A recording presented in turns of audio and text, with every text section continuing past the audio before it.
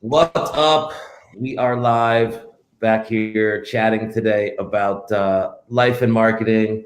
My boy, Mr. Israel, the Wolf, Maor Benaim. What's up, dude? Hi. What's up, James? What's up, everyone? Let me, while people are coming in and stuff, because as usual, I messed up my links here. Let me get the new link passed out here. I'm going to send it to you as well. Guys, I'm going to put a link in the last chat, and then obviously you guys are clicking on the link to get here. Can you guys share this wherever it needs to be shared? It would help me out mucho. It's on my personal page. Yeah, let me share it as well. Could you send it to me? Yeah. Thanks here. Let me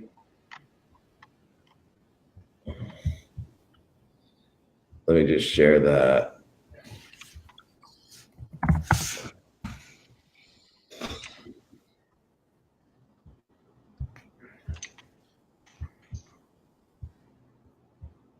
Okay, we got some viewers already.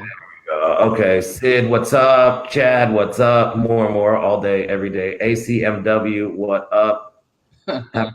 We got some people starting to roll in. Give me a second here. I'm going to share this a bit. What's the deal with Mickey Mouse in the suit? Man, this place is great, dude. Like I'm staying at an Airbnb in LA, and there's all like not comics, but cartoons, like on all the walls and shit. So I don't know, dude. It's just like kind of a rad place. I think whoever is renting it out has like a cartoon fetish or like works in some type of industry. You know what I mean? Where they were involved in this, but yeah, dude, it's nice. When was the last time you were in LA, man? Are you out here a lot or no?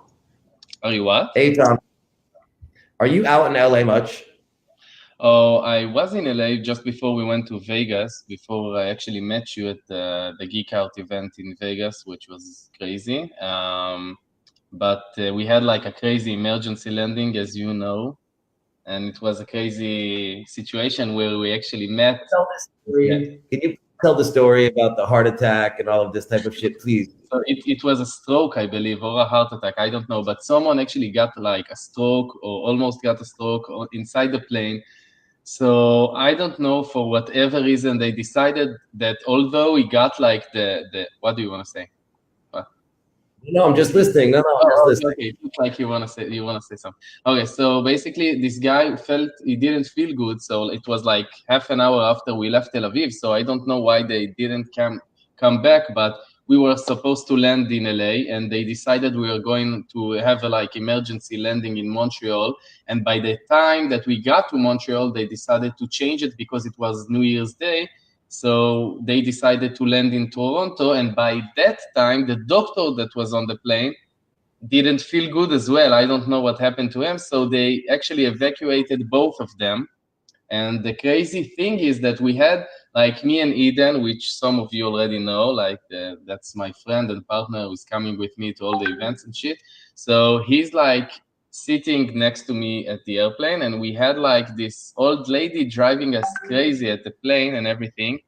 And the funny thing is that when we got to the GeekOut event, we were like at this kitchen eating cookies and drinking, and we were talking to this girl who said, "Oh my God, my mother was on that plane." And we found out like 1 minute into the conversation that her mother was that old lady who drove us crazy all the fucking flight.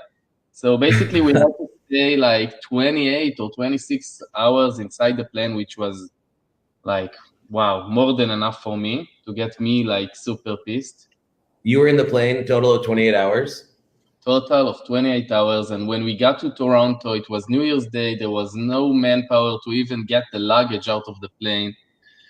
Just imagine, like, and then we had to wait for like the hotels and shit, and then they delayed the flight, and it was 6 hours back from Toronto to LA. So we came back to the conference, you know, we had we needed like 48 hours just to, you know, and a good massage, which is what I had.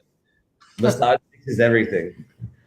Yo, listen, I'm gonna tell you my little humorous fucking story from this Vegas event, because I had ridiculous shit happen, right? So I go and say like, okay, you know, I'm gonna have to be on camera, get pictures. My wife is like, yo, get a fucking haircut. You look like shit. So I go in Vegas to get a haircut. Oh, I know. It's a funny one. Expensive, of course, because it's Vegas. And then I went to this hair salon that was definitely just for women, but I'm thinking like, yo, salons are more pros because they cut more women. I don't know why I think this. But then the girl is talking to me and she tells me like, oh, I got a hot hand. And I'm all like, what's a hot hand? And she's like, oh, I cut the hair good. And I'm all thinking like, yo, I don't trust this person to cut my hair, right? So we're like 10, 15 minutes into it and my hair is like completely fucked. And I have a nice hack. Everybody should use this hack. I think it's one of the most valuable, applicable hacks in the world. When you get a great haircut, go and get a picture of the front, the back, the side, and the side by the person that cuts it. So whenever you're traveling, wherever you go, even if you don't speak the language, you just show them the pictures of your hair and they should be able to do close to what you got. Well, this woman fucked it up so bad that I kept trying to help her fix it. And I realized like, if I kept going with her helping it, there'd be no hair left to take off to fix the shit, right? So I go the next day to like get it fixed because I just leave there. I'm like, enough, I leave, whatever. I go the next day to another place, like a barber shop that was like super high ratings on Yelp, cutting the head. And as they're clipping it, you know, the hair is looking great, but he hurt me in the back of my head twice. I said, ow, ow, ow, like it hurt, you know? Mm-hmm. So I don't think anything of it. The haircut is better, whatever. Wake up the next morning, I'm like, damn, I got this fucking lump in my neck. Like, this is the weirdest thing. I show Ellie, my ops manager. I'm like, dude, it's like a golf ball in my neck. But I said, look, I got to have a meeting. So I meet with this guy, like really, really nice guy, sweetheart guy. We're talking about like arbitrage. And first time I met him and we're sitting there talking and I go to scratch my head and there's like a fucking egg that has grown out of the back of my head, like fucking huge, dude. So now I got a ball in my neck and I got a growth on my head. So I'm like, I'm gonna die. Like I was like, holy fuck, I'm gonna die. And I'm in the middle of a meeting with this guy, but I don't know how to leave. And I'm like, dude, I got a lump in my neck and a lump on my head that all started in the last few hours. I gotta go to the doctor immediately. So I call Ellie, I say, yo, pick me up. We gotta go to the doctor. I think I'm gonna fucking die at Affiliate Summit West. Like, this is horrible, right? So we look up like urgent cares. You know, like in America, you can pay like $75, basic shit.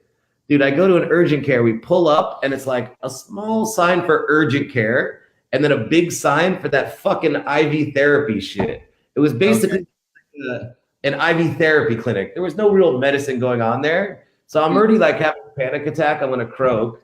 And we go in and I like let them see a little bit. And she's like, hold on, let me speak to the doctor. She comes back, she's like, sir, we're not qualified for something like that. And I'm like, holy shit, I am gonna die.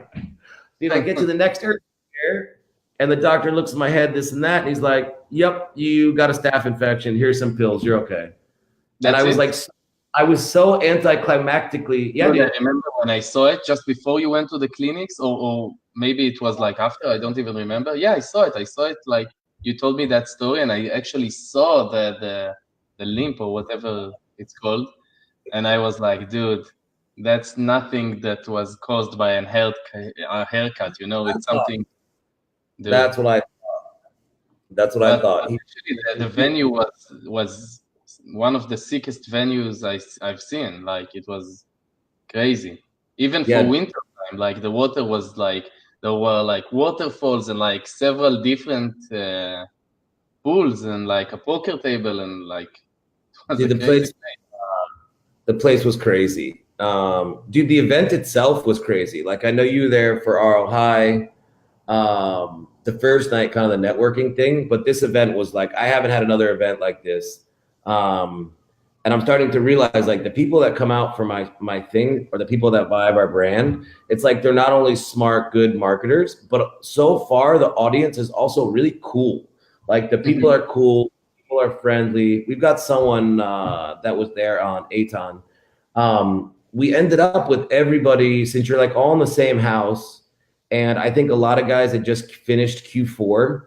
So they were a little, I think, even more open to share what they were doing because it was like, that's done. Like, it was very Christmas related. all of a sudden, like everybody, and I mean everybody, had opened their laptops and was like showing each other what's going on, what they're running. People were pulling out products they had. People were basically taking the stuff they were learning on Snapchat. Like the Snapchat learning was on Thursday. But instead of waiting until Thursday, basically, we just got started on like right when we got in. And then people were launching that shit the next day. So like lots of people were like learned shit and launched it while they were there, which is so strong because we're all like, yo, we're all launching the same shit. Let's make a fucking a Dropbox for images and videos, and let's just all do it together. Let's talk about it. Easy, easy. I was and my here for the same reason. Let me maybe. Okay. Do you hear me? Do you like right? Do you hear the echo? Like a reverb? No. Can you guys hear us properly? If you're checking it out, just let us know that the sound is okay or if there's an issue. Both of us have like a really bad, like the cough that I had in Vegas was really bad. Anyway, so what I wanted to say is like, first of all, specifically, I came for that copywriter. I forgot his name, the one that's coming on to Tel Aviv also. Yeah. So this guy, it was even beyond the content that he delivered. It was more about seeing someone, and it doesn't matter what he's doing, that is so fucking passionate for what he's doing. This guy is not working. He's not working a day in his life. This guy is actually living copywriting. He's like, that's his job. He's fun. He's like, that's what he does on his spare time. That's what he wants to learn. That's what he wants to expand. He was totally passionate, and he actually delivered it pretty good. And then like a thought came into my head after I read one of your posts about the guru smashing and all of that. And it kind of like, I thought about it. And first of all, you can actually divide people into two when it comes to like the guru industry and smashing and the guru smashing. And there are the people that are super skeptical. They don't believe that you can really make a lot of money online. They always think that when someone tells them that he's doing that and that, or, you know, that amount online, he's probably exaggerating, he's probably lying, blah, blah, blah, blah, blah.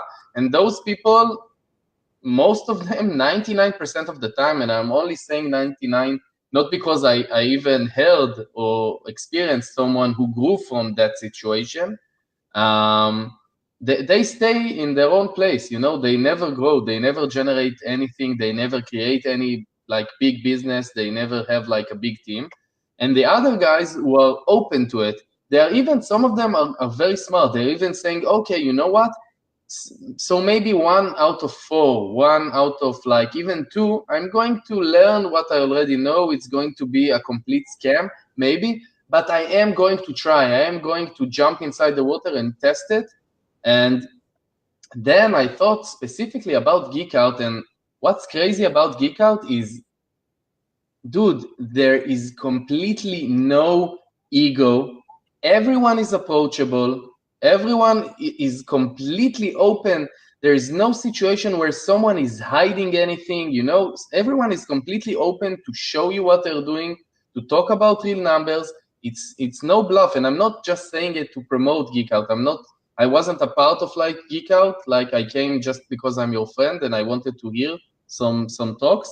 But it was crazy because the level of people that were there, you know, and it's crazy, you know, that there are people that don't know anything about Black Hat, that there are people that only do Black Hat, there are people that are really good at copywriting, there are people who are only doing e-com, there are people who are not doing that part of e-com like Shopify style, they are doing Amazon and that kind of stuff, and all of them actually connected. That's the only way to grow, because you open yourself to situations that are beyond your zone, your circle of friends, your circle of like people from your work, and that's what's amazing. Every time I get into that atmosphere. And what happened this time too was really something I hadn't seen before. So like the quality of the attendees, I'm gonna assume, I'm gonna guarantee that everybody's had a 6-figure profit month that was there. Okay, I'm almost like 100% sure. I think the majority of the people had spent over, at least one time, had spent $500,000 in a month. And then there were some people there that have done millions in profit in a month, brand owners, stuff like this. And what was also interesting was there was like a breakup of like white hat affiliates that are like running like giddy up offers, right? So you had like this group of guys. Then you had little brand owners, agency, and then just straight up affiliates, white hat or black hat. So you had like different pockets of people from straight black, only cloaking, to completely white, have their own brand, sell it in their own country. And everybody kind of not only learned from each other and what they were doing, but also kind of compared where they were at. Where like the agency guys were like, grass is greener over here. And the affiliates are like, dude, we have to deal with so much volatility. So we also got to look at the businesses from. And I had like I had like a workshop that I'm doing in Israel. It's actually a nice startup that's called Jolt, so Jolt, and it's actually really growing and expanding now. They have offices in London, and they've done more than 1,000 already, 1,000 or something Jolt. So a Jolt is basically you sit in front of a camera and you sit in front of like a class, which is like physically somewhere. And it's really nice, the whole concept. They have their own software and stuff. So we talked about it, and they asked me, okay, so what's the difference between a scammy guru and you? And I was like, basically, the difference, and this goes exactly to GeekOut, is the first question I think someone needs to ask themselves is, this person selling me a dream, selling me something that is not real, like a passive income, like unreal numbers in unreal time, those kinds of situations. And you see again and again, the guys that are on GeekOut and the guys that we hang around with even no relation to GeekOut, they are telling you, okay, the situation is not good right now in that industry. Don't promote that product, even though I wrote the text for it. Actually, I think Heath said it, that someone actually told them so much what to do and never gave him the space to be his own. He's an artist, so you have to give him space. And he said, don't run that product. It's not good. I didn't write it good, And it's not something easy to say when someone says, okay, I messed up that job. Most people can't say that. Most people only show their success. And that's really what's dividing gurus that are trying to sell you. Oh my God, you're going to, I see videos. Oh my God, I'm actually flooded with those videos right now. I think I just saw today, maybe two, just people from Israel. And they're like, this is the complete tutorial on how to open up an agency. You'll get passive income in 1 week. You'll get like, 3-4K. You don't have to touch the campaigns. You just start them and you go to the beach. And it's like, people are actually buying that shit. Dude, like. Dude, this is the thing, right? And obviously I think about it all the time because people talk about it all the time. But like, I guess I look at it from a different point of view. Like, there's a difference in my mind between like gurus and teachers, okay? In the sense that, there are people that just love to teach. And what happens is where the weirdness get in and the money stuff comes in and makes it all weird and guru-y is like two things. When people start doing stuff with mindset, it becomes very wishy-washy because you don't really know what you're paying for. So this creates a problem, right? The other problem is, in order for us to say, hey, I want to be good at this, right? It just so happens that the measurement of whether or not we're good at bad at media buying involves money. So all of a sudden it turns into, let me teach you how to buy media and be good at this craft. And we're going to measure it by you making money. And then people twist it and just pitch it as a make money online. And when you start pitching it as a make money online, then it turns into this shady shit. That's why like I've not done any education yet for like beginners, because I just don't want to get into that business of make money online, selling a dream, selling a hope. Like I'm selling mainly to advanced people that like, yo, if you're dumb enough to buy from a guru, you're a dumbass. That's your problem. Like then, just like by getting a shitty deal on a car or someone else fucking.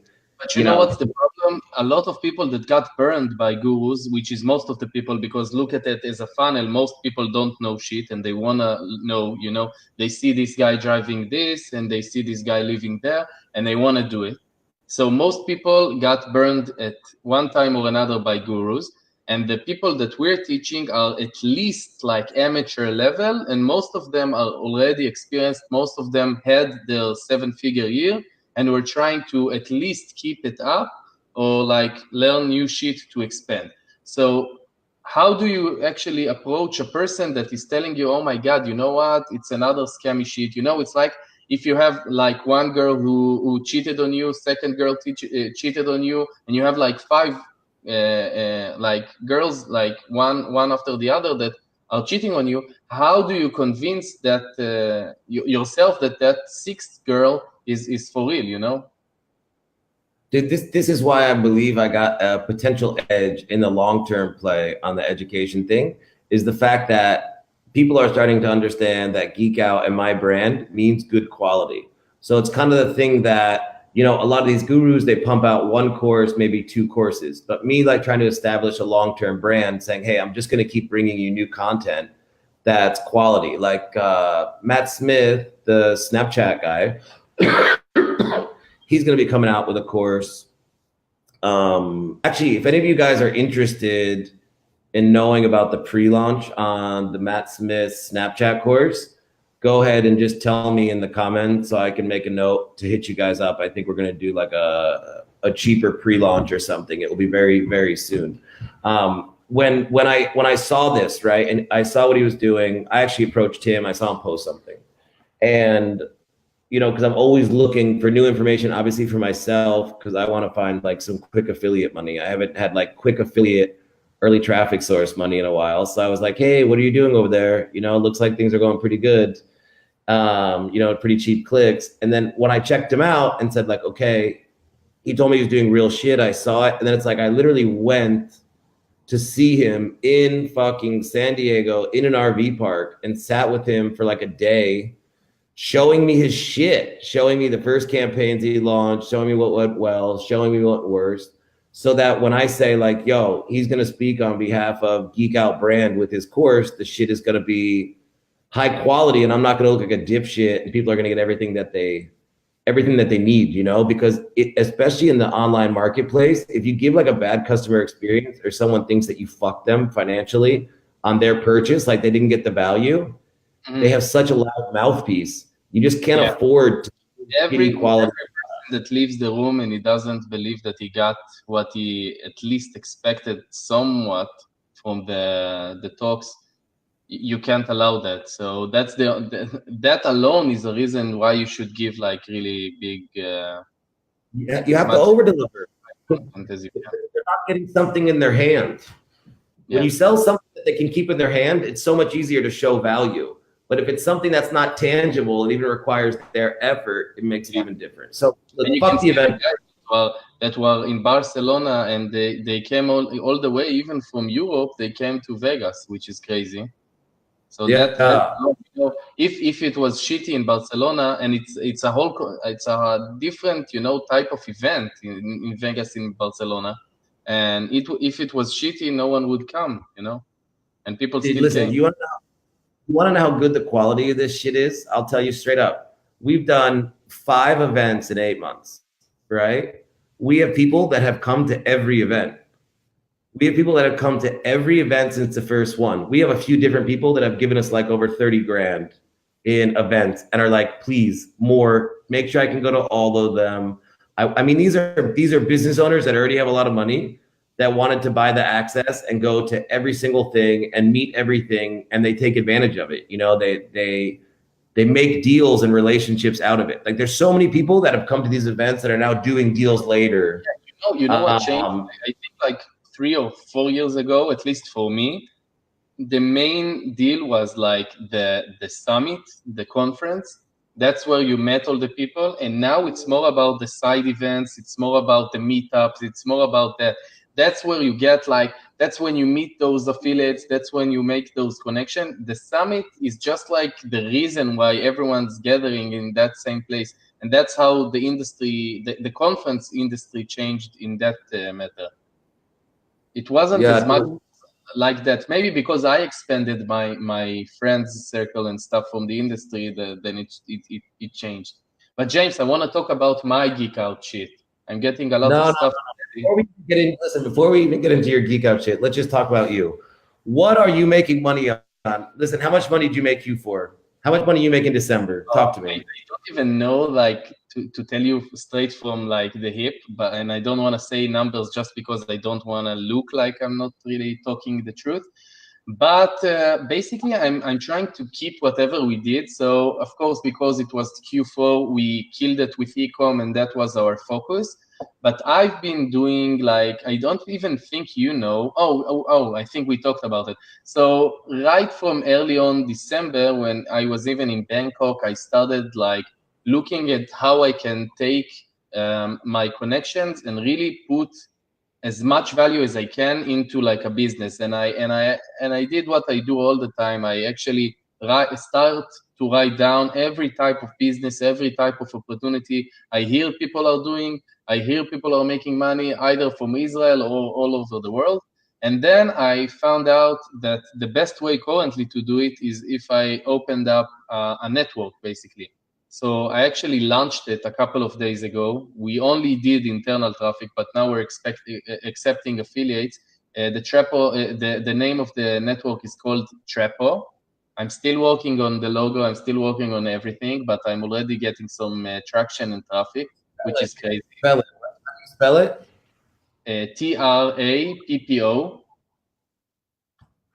So we're actually designing and finishing our site and brand and everything, and it's going to be completely amazing. And I wanted to, you know, I didn't want to become like this just another network. So we did a couple of really cool stuff. First of all, I approached a couple of big affiliates, and I approached a couple of small affiliates, and I asked them, what do you need in order to grow? Where is the pain? What's not working for you right now? And I wasn't talking about the campaign specifically. I was talking about what kind of support they need to actually grow. So I found out that, first of all, most of the networks, at least the big ones, are not affiliates. I mean, no one there was an affiliate before. No one there is an affiliate now. Most of them don't even run traffic. They're just doing the connections and broking like offers. So I said, okay, this network is going to be by affiliates and for affiliates. That's the first rule of Trapo. The second thing is that most of them felt like there's no transparency. So, you know, we're doing a lot of personal and payday and stuff loans in the States. And so many guys from that industry felt like, oh my God, they're telling me, yeah, I'm on like 90, 95, 100% rev share, and I'm getting like shaved, like my ass is getting completely shaved. They are probably taking at least 30%. And a lot of stories like, you know, when you call your network and people are saying, and you tell them, okay, I don't really get this number. Why is it so low today? And they're like, okay, wait just a second, refresh the page and it bumps, you know, and there was a mistake, and that mistake keeps on happening. So I said, okay, the only way that it's going to keep moving forward, and I've said the same thing about agencies, like agencies, I think I said it first in Barcelona, at least agencies in Israel, and I know from D, our friend, that some agencies in Australia too are working by commission from what you spend. And that's completely nonsense, because the interest of the agency is that you spend as much as you can, and your interest as a business is to get as many quality leads or purchases or whatever your action and objective in that campaign is. So the only way, and that's how my agency currently works, is that you have to align the interest both in the agency side and the business side. So I either work on CPL or work on rev share. I work performance only. So if we're doing any type of branding shit and stuff, that's something I price differently, like an individual campaign. or as something that is only going to support sales.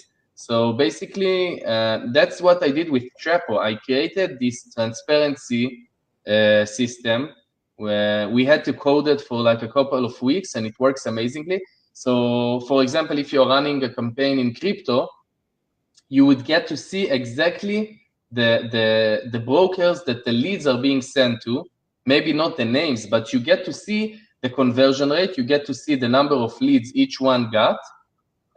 So if you're doing just, for example, solar, and you know that you're sending leads in Arizona or Nevada, doesn't matter, and you have like 4 suppliers there, and you see that that supplier, for example, solar is not a good example because solar, you don't get like CPS, you don't get per sale, your payout is like per lead. But a lot of campaigns where you get just sales, you wanna have that control of like saying to the network, hey, there are 3 brokers, one is converting 6% and the others are converting 9%. Why aren't you like killing that broker, you know? So you wanna have that sense of control where you're not just sending those leads. So that's the second thing we did with Trapo. And basically, when I'm saying affiliate for affiliates by affiliates, it's about really, you know, taking that person and telling them, okay, we are running internally that and that geo with that and that lender. You should run it too. You know, we're completely open, and that's something I've learned from Nick Shackelford. When this guy, you know, in Israel, it doesn't exist. When you have a client, you keep it to yourself. You're like a dog, you know, you're like a Rottweiler. When someone comes near that client, you want to bite him. And this guy, when he has a client and he's not doing, for example, Google, he's only doing social, he would introduce you in a second, you know, and he's being so nice. And I said, you know what? It's like, I remember when I was a kid, we downloaded like games and music and apps and stuff, and people would save it like it's gold, you know. It wasn't like something you just, you know, people would burn CDs to people and stuff. And I think it's really like that right now. If you have the knowledge, you should share it, because the only way people in this industry are so smart, when they see a genuine person, they know how to recognize it. And when you think you are fooling everyone and you have a mask, people would know it, you know? So it's about being authentic, really sharing that knowledge, really sharing and putting it out there, because if someone wants to bypass you and work directly with someone, he would do it if he wants to, you know? So that's what this network is all about for me, and that's what I've been focusing totally on right now, building it and making it as the best that I can. So what are the major offers that you have, or are you running crypto? That's what we're mentioning right now. Like crypto is like 85% of the stuff we're doing. Some CBD, some stuff like that, but mainly crypto, yeah. As an affiliate, what kind of margins can affiliates think about these things, or what can they expect with this type of offer? So there are those like Latin America geos and stuff that you can even get to like 400%, but I can tell you straight up that I used to run a couple of months ago in Malaysia on GDN, and I did 1,200%. I'm not joking. That's the biggest ROI I've seen. I've spent like... Yeah, how much spend? Oh, the spend wasn't that big because the account got closed, and then I started working on how to make it more white and trying to really understand what's working and what's not working. So we spent maybe like 3K or something close to it, and we generated like a bunch of money. It was crazy, you know, like it was super intense because the ROI wasn't real, you know, and it lasted a couple of days. And it's not just a... People don't take advantage of GDN, and that's one thing, you know, even though you didn't want to get to the stuff I'm going to talk about in GeekOut, I'm so passionate about. Let's talk about GDN, talk about native retargeting. Explain to people, before we start, listen, Maor's going to talk about now what he's going to be talking about in Tel Aviv, and it is some real different shit. Maor is highly skilled on Google, on search, and on display, on Facebook, really all the platforms. So he has a lot of different moves that he makes with retargeting that a lot of other people don't do. And I've noticed this for all his other talks. If you guys are going to be in Israel from February 10th through February 15th, we got all sorts of stuff going on that you should definitely check out and go to. I mean, it's the type of event that Dor doesn't even normally come to Israel, and it's my favorite place on earth. So we're going to make sure it's insane. with, you know, people from Israel speaking, people from US, Europe. And if you're not in Israel and you're just catching the live stream, or you're just catching us right now somewhere else, we're going to have a live stream for it because we want everybody to check this stuff out. So make sure Tel Aviv, Geek Week, Tel Aviv, February 10th through February 15th.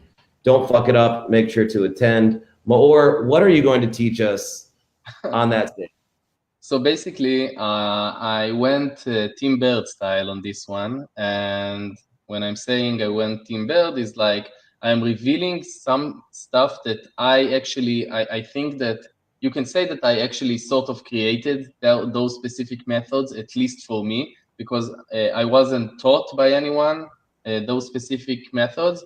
So the first thing, without getting, you know, so much into it, is what? Sorry, there was a reverb. Oh, yeah, okay. So basically, the first thing is what I called native retargeting.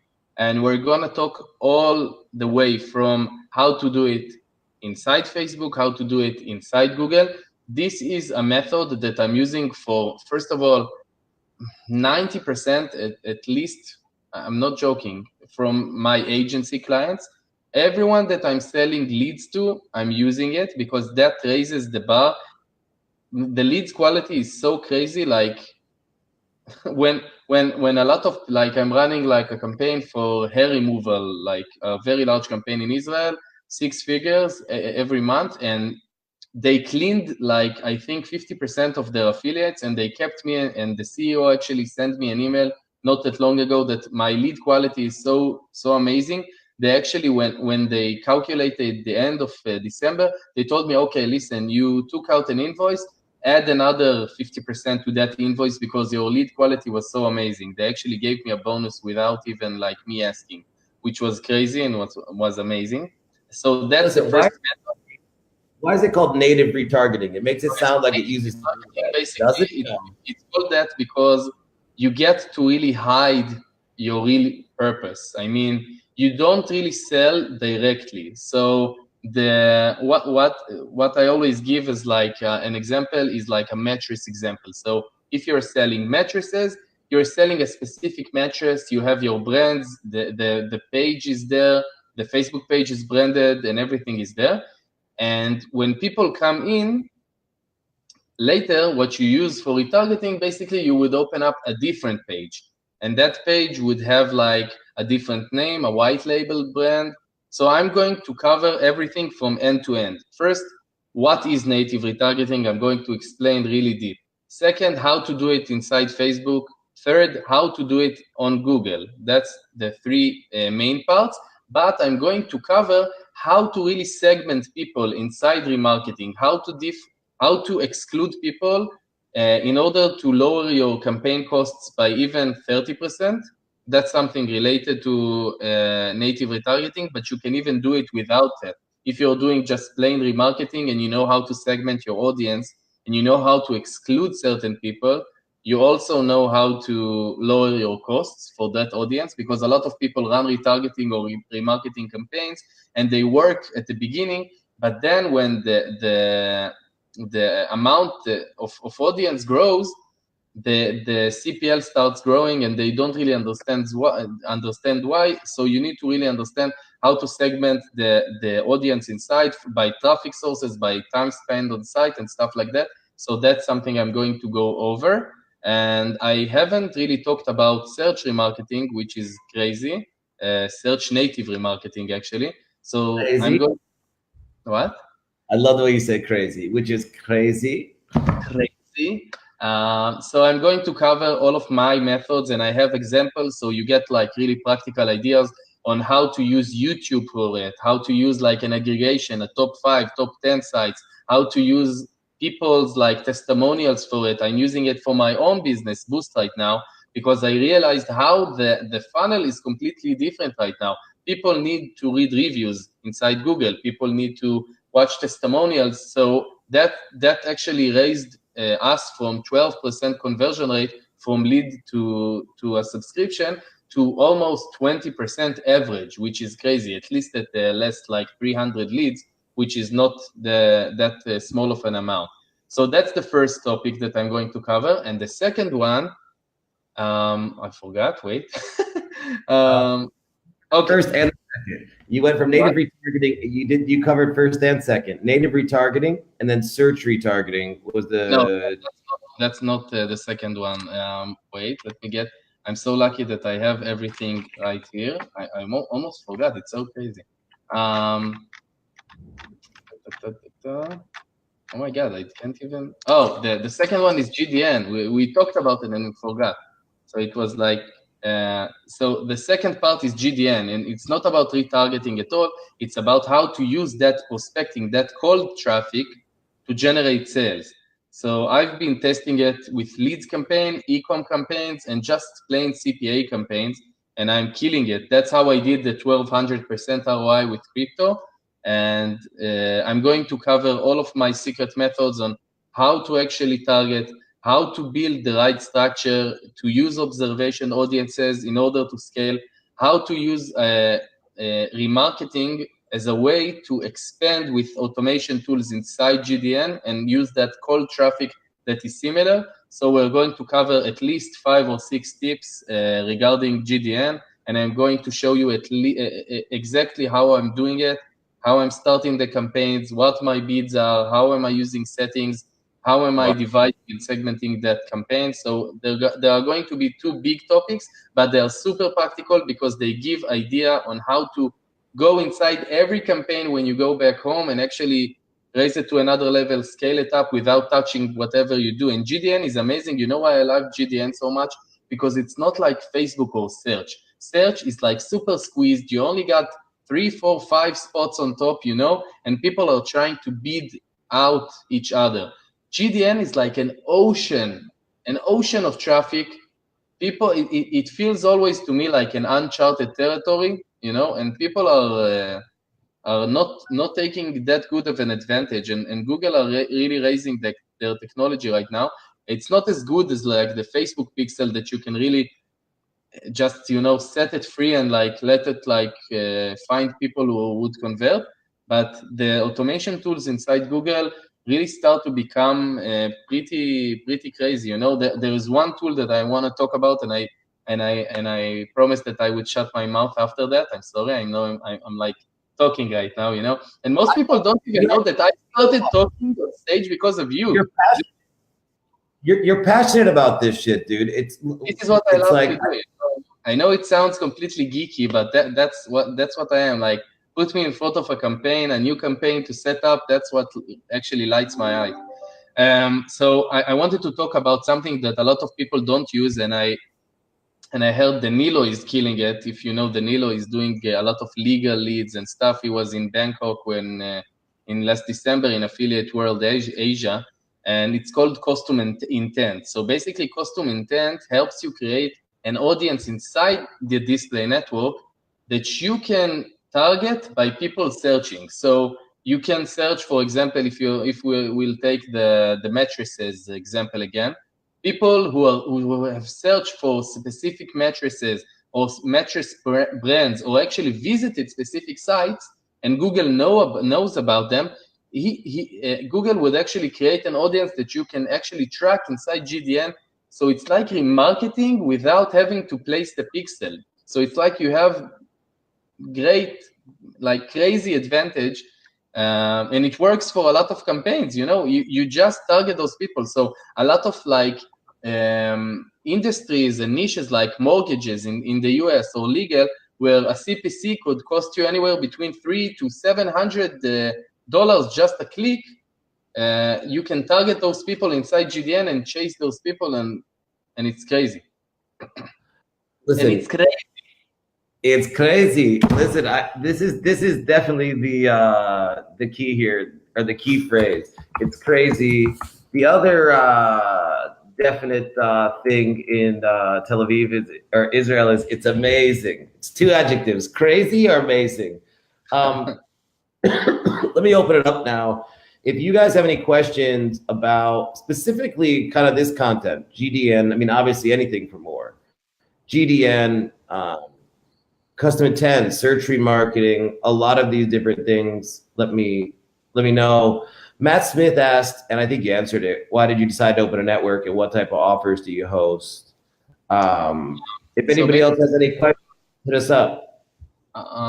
Basically, it's going to be only offers that I would run specifically. So I'm not going to put any offer inside. I'm not going to have like 5 different offers from like networks. I'm not going to rebroke offers. That's what I decided for this network, because I want to do something for in the long run, and I really want to build a brand. So I decided basically to open a network because what I've said, I wanted to do something by affiliates for affiliates, and I wanted to do something that would have transparency. I wanted to give those kinds of value, and I wanted to actually be the person that helps affiliate grow. So I wanted to take operations and learn from it, because I always like to learn as much as I can, and I wanted to see how people take those kinds of like 10 FTDs to 30 FTDs companies and grow them, how people are getting hundreds and hundreds of conversions each day. And basically, somebody asked a question here that I'd like you to answer. Jeremy Gillespie, what up, dude? His question on GDN: are you using pay for conversions? So no, basically the straight up answer is no, but I am using a lot of manual stuff, and I like to optimize by myself. But the thing inside Google is that it takes time for the system to learn, but once it learns, like for example, one trick that I'm going to cover, and I don't mind telling people right now, is that I always open up a remarketing campaign inside Google, and once it converts enough, like for example, 100 conversions, there is no rule of thumb here. Basically, like every campaign, it takes a different amount of time, but after a few conversions, you could actually, inside settings, help Google say, okay, I want to open this campaign up, find more people like these people, and it's really different from Facebook, because in Facebook, what you can do is basically only use like a lookalike audience and then open up another ad set or another campaign, or change the existing campaign and add this audience. But inside Google, there are 2 methods. The first one is similar audiences, which is inside audiences, and it takes time for Google to actually make it. It's not like Facebook when you have 100 people and it's automatically you can create a lookalike audience. It takes time for the system to make that audience. And the other part of how you do it is like what I started to say. Inside settings, there is something that is called aggressive targeting. So that's an automation tool that I really like to use. I never use pay for conversions. A lot of times when I had a good campaign and I used ROAS and I used those kinds of campaigns, I know Josh, our friend, is using that for his brand. I think you really need big audience, and you need like an account that spend a lot of money in order to use those kinds of like ROAS or pay for conversions, because basically the system optimizes for you. And as long as you can make those decisions, if you have the time and the knowledge, and it's about creating a good strategy for how you optimize. So if you know you're going to optimize first by time, or you're going to use first like change the bids or kill certain keywords or placements, you need to know what you're going to do first and how you're going to optimize. And as long as you're following the same road, you're basically going to get better results than pay for conversions.